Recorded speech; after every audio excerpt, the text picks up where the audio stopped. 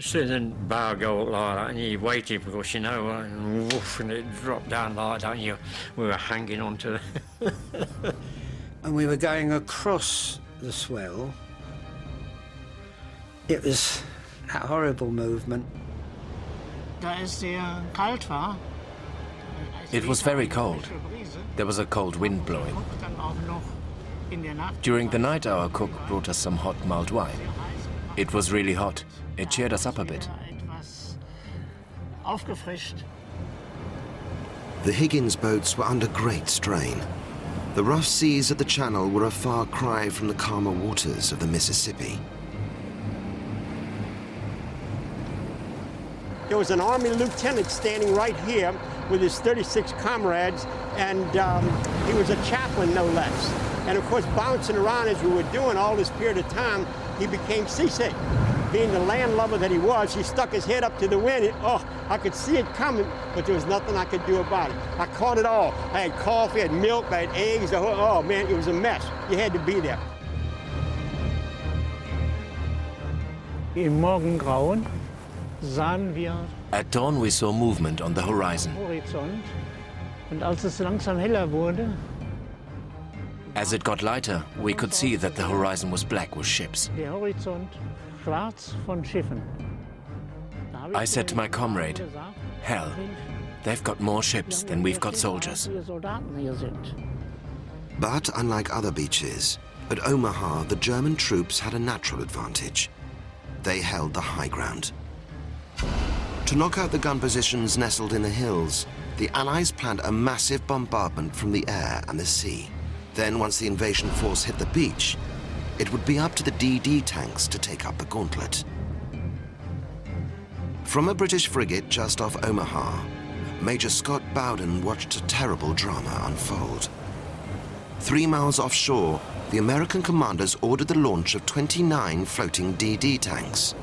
But in the rough seas and strong currents off Omaha Beach, this was too far for the tanks to swim to shore.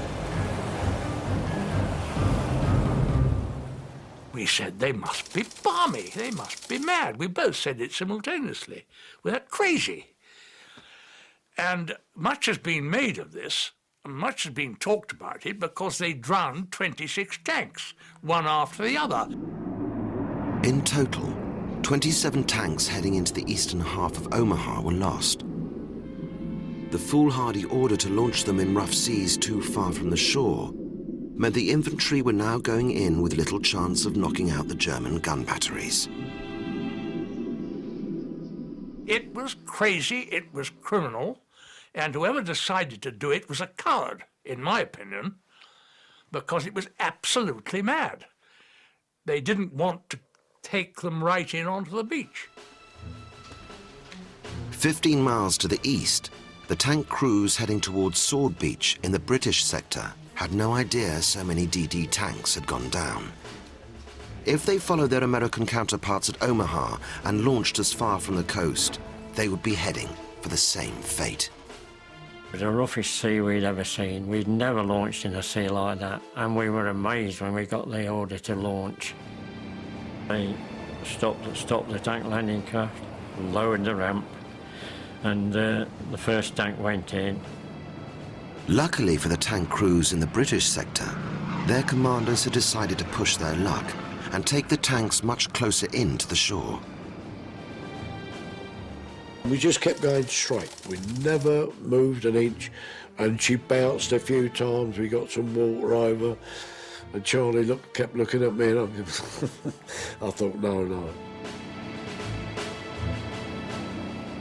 What we decided, we'd stay on top of the tank.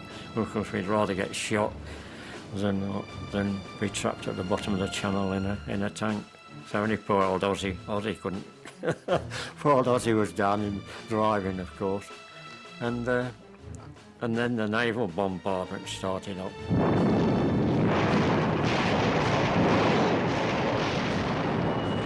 We had a grand sound view of this. We hear these shells hurtling over the top of us, and see all the explosions on the shore, and all the houses along the coast were all burning furiously. guns firing from them warships that were whistling overhead. And we kept looking at each other, me and Charlie, because we kept thinking, well, if one dropped short, because when you see the craters they made when you landed, you thought, how the hell you couldn't have got a tank in them actually and out the other side. It was, you know, the 16-inch guns, you know.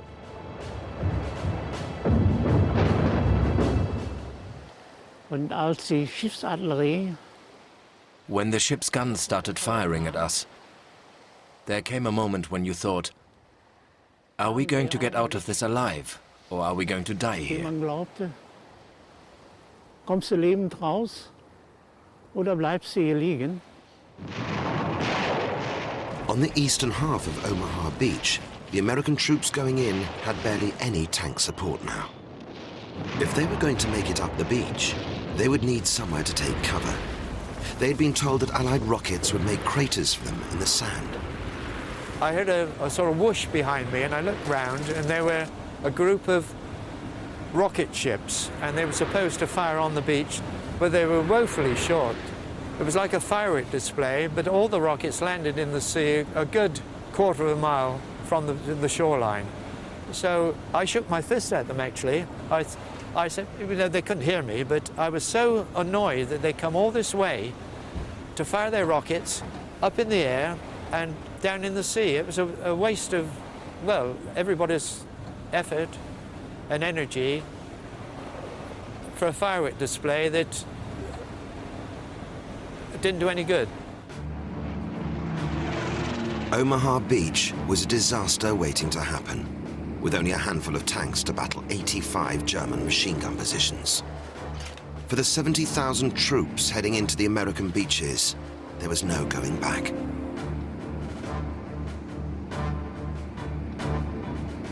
At this point, we are maybe 500 to 1,000 yards off the beach. We're going in. I've got 4 or 5 boats over here, 4 or 5 boats over here. I can see bullets hitting the water, and they cascade the water like maybe 8 to 10, 12 feet up in the air. And your first reaction is, let's stop and let them run out of ammunition or change your position. You can't do it. I'm compelled to go. I can't, if I stop, I cause a major gridlock all the way back to sea. As we got closer and the machine gun bullets started hitting the boat, it was just natural that the people went down, and they stayed down in the boat. I turned around and I looked at all the men to make sure that they were down and in their positions so that we could come off fast.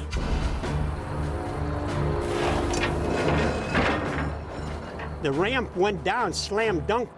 These 36 troops would be standing about like so, poised in an assault position. We came off in the run, and the man to my left was hit immediately. I could see him going down, and I avoided him a little bit so that I didn't step on him.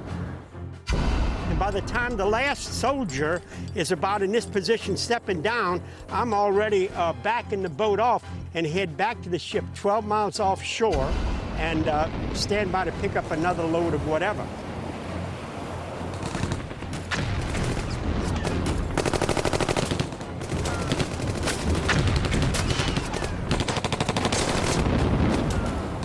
I came off of that ramp in a mad dash, looking.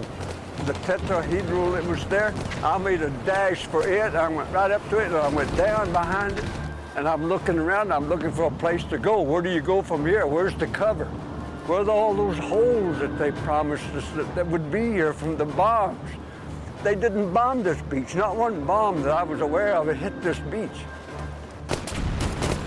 Harley Reynolds was well within firing range of Franz Gockel's machine gun. For the troops coming off the landing craft, there was no cover on the open beach. Keine Deckung. Und in